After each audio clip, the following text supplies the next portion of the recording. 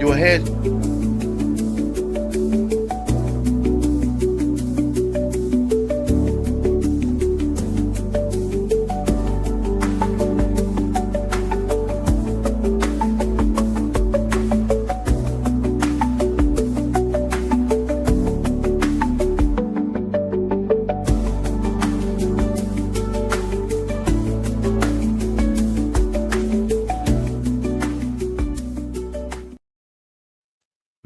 Bienvenue. Welcome to the Karen Bashford show, which I think we've co-opted and is now called really the Sloth or Beaver show.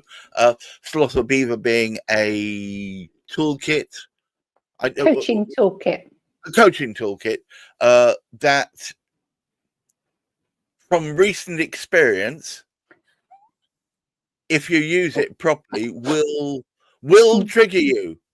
So you know how these days it's fancy to say trigger warning. Trigger warning.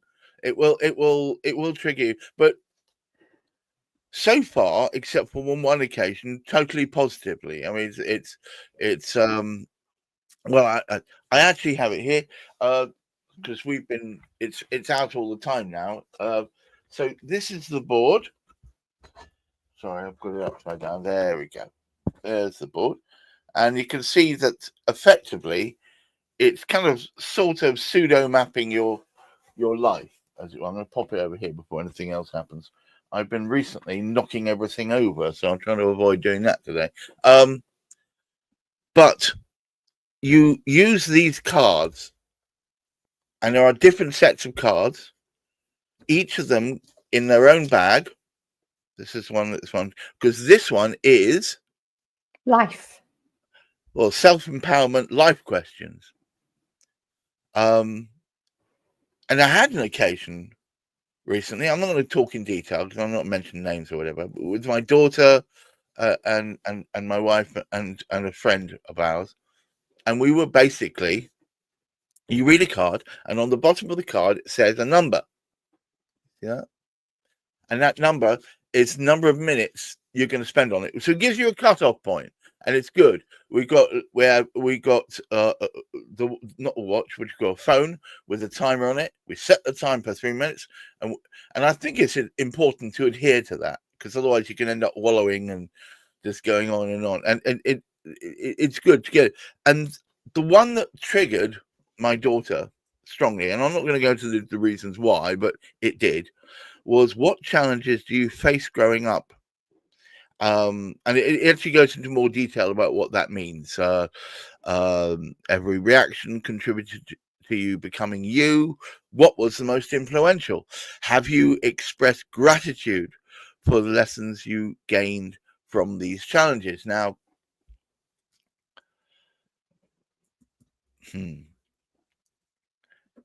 I didn't know what to do with it. I mean, I answered it quite straightforwardly, honestly. When my daughter answered it,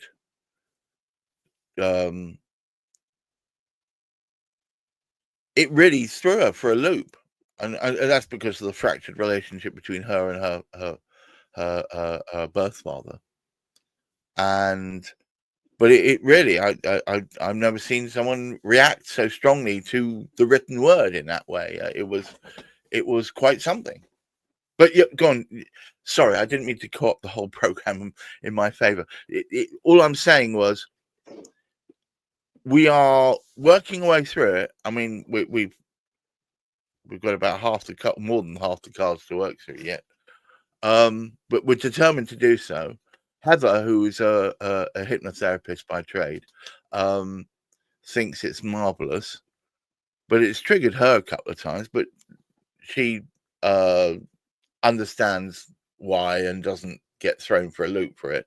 Hasn't triggered me so much, although it's got me thinking. And then straight afterwards, I started knocking everything over. So what can you do? Karen, welcome to the show. Sloth or Beaver?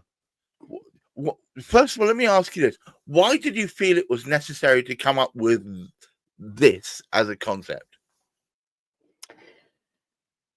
Because I realised that so many people, men and women, and even children, have issues that they don't necessarily recognize is influencing their lives. Right. And the thing about, if you go for coaching, counseling, or anything like that, or in any kind of therapeutic healing, it doesn't necessarily give you the answers.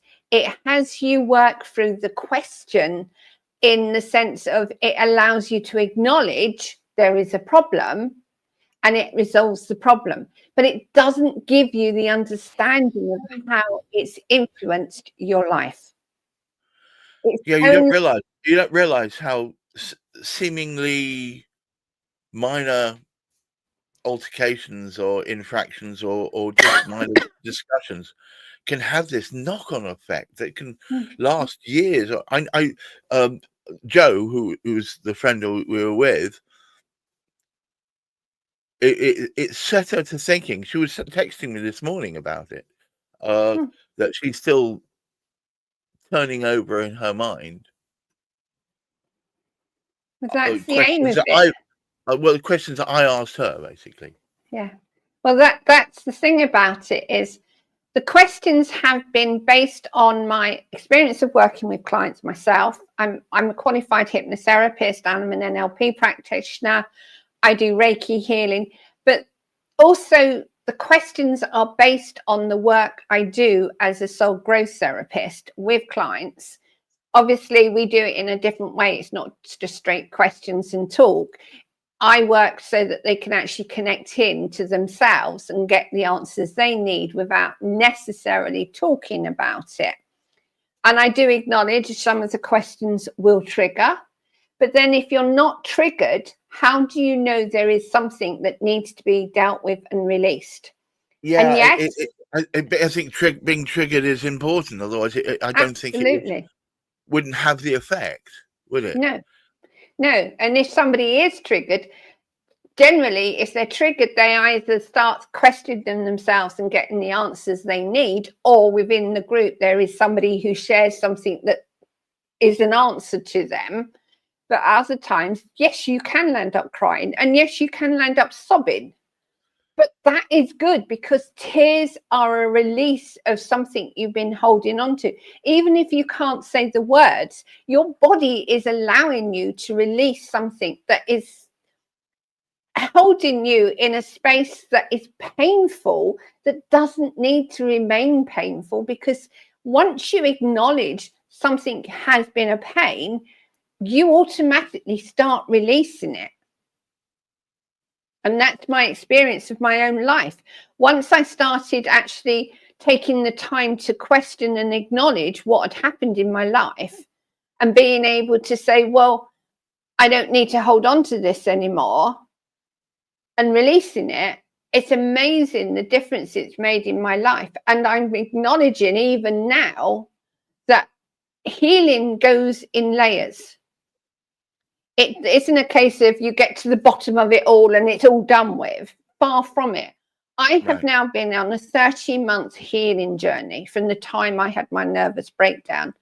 This week, I've actually reached that stage in my childhood that I'm now dealing with issues that came out through my childhood. It's taken me 30 months to get to that point.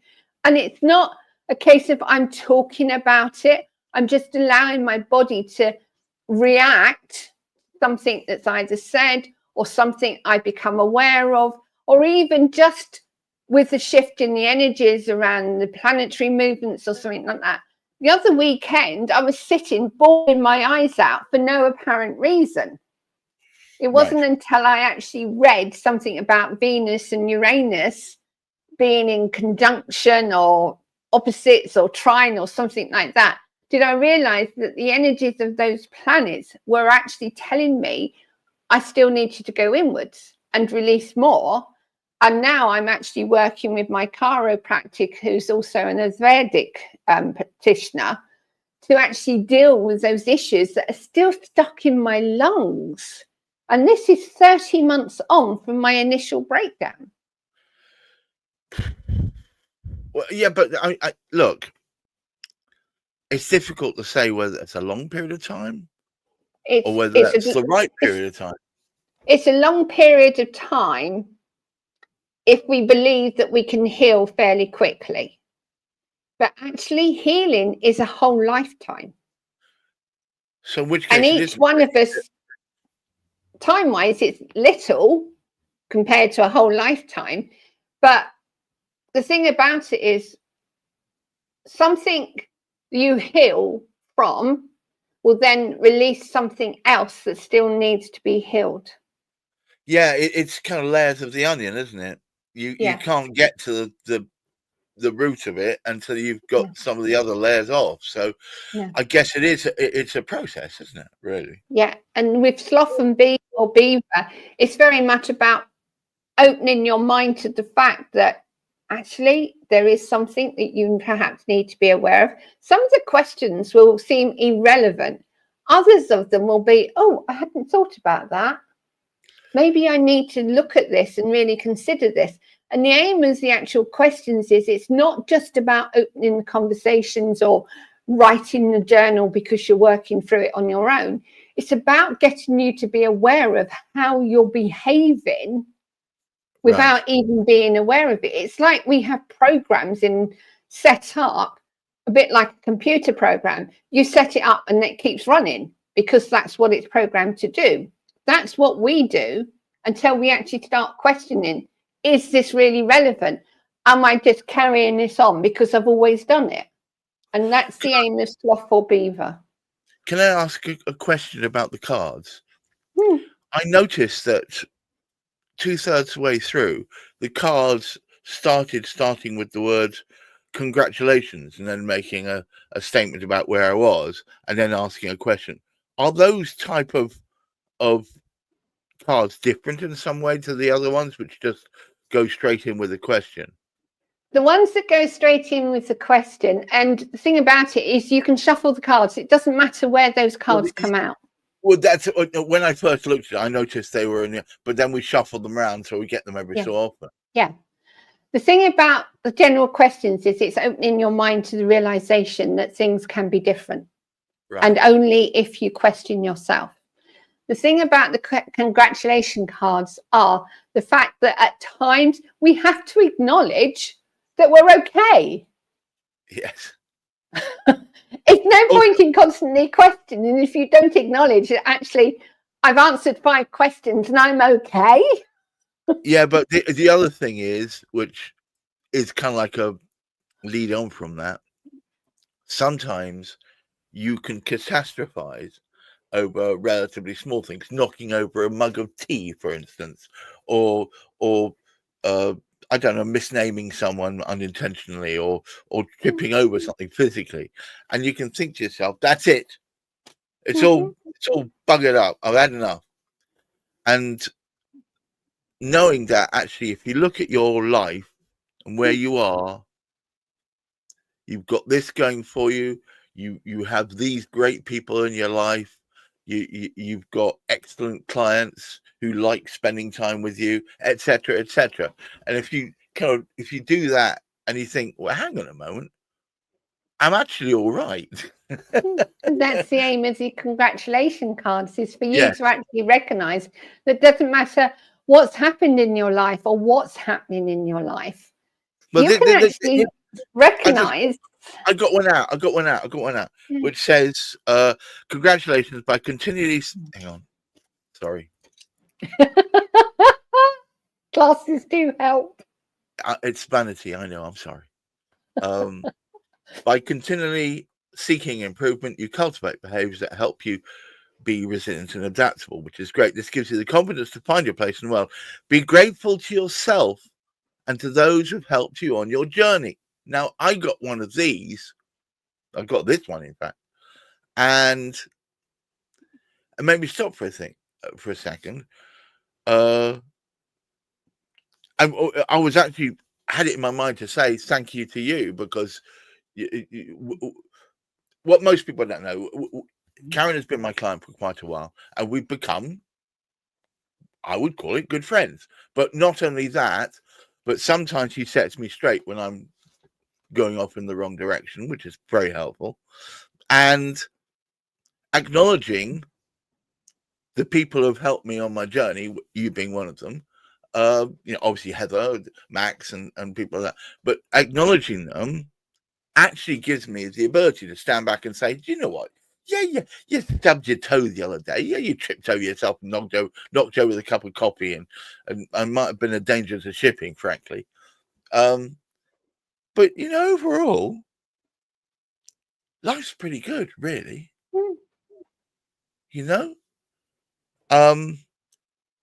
The greatest lesson, this is the bottom part. What is the greatest lesson you've learned that has helped you identify and strive for fulfillment in life? And I know what this is. I think it's not adding to life's pressure on myself to get everything right first time or immediately. That to be human is to be fallible and to be exploratory and curious. And therefore, by definition, we don't necessarily have all the answers first time, first go. So to allow myself to experience it not quite right the first time, so I can try again with that now achieved knowledge, so I can perhaps get it right or righter the second time. Do you see what I'm saying? Yes, absolutely. Whereas in the past, going back to say a couple of years, I would have a hissy fit at myself if I put plans in place and it had fallen to shit purely because I hadn't taken into account. Usually, 90% of the time, it's because I hadn't taken into account something that I had no idea about. And I think you have.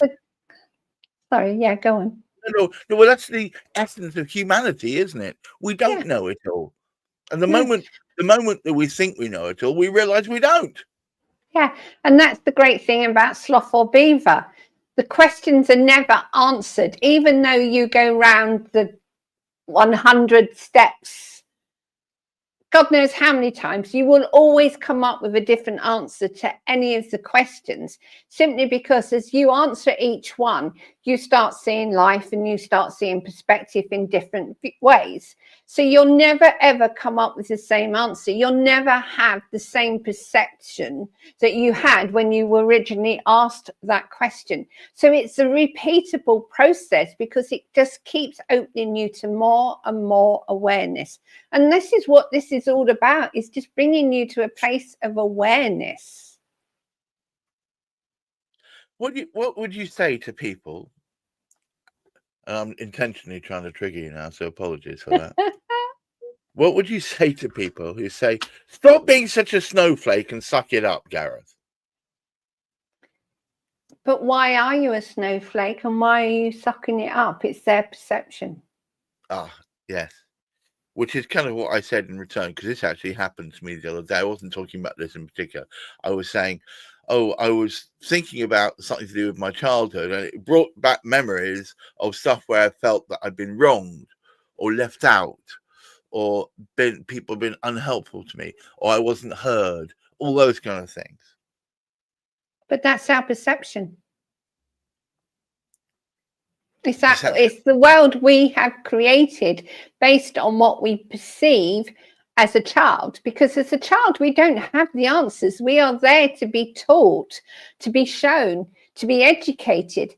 We often learn, or not often, we do learn from how our parents behave. So if you're seeing a parent who's being very standoffish, that is going to feel that they don't love you. So you put a perception of I'm not loved on everything after that moment where you perceive that they're ignoring you, but they might be ignoring you for some reason, for some purpose, but you will not know that as a child. All you're knowing is that they're not responding to you, and that's an indicator that you're not loved. But that can also be a story that comes through from their own lives where they were ignored and, basically just weren't given any attention, or perhaps weren't held and loved in the way that we want to be held and loved.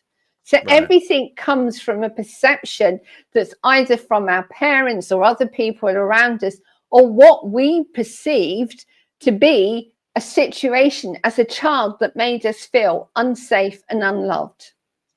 And if any of you think, well, this toolkit sounds like something that's very confusing, there's a really lovely booklet in there. There it is, which explains not just the function of the board or the function of the cards, but also makes you realize that it is just a process, and just stop being so bloody hard on yourself and just allow it to happen. And I think, as I suspect, Karen, I'll be going round this board probably for the rest of my adult life, because the questions don't have just one answer to them. Yeah. Right, at this point, I'm going to do this.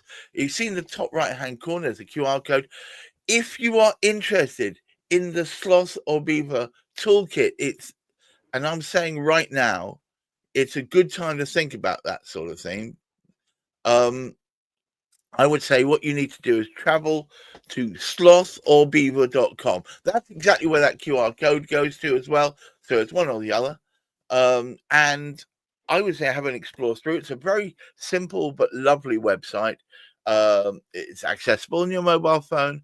You can buy it from there. The base kit, which is the board, one set of cards, and there are how many sets of cards in total? 6 in total. 6 in total. Each bag is the relevant to the color of the chakra that they refer to, but also more importantly, they are separate. Each one, I've got another one here, which is what once we've gone halfway through this lot, we're going to have a look at this one. This is money mindset, so which I recommend that most of us could probably do with having a look at.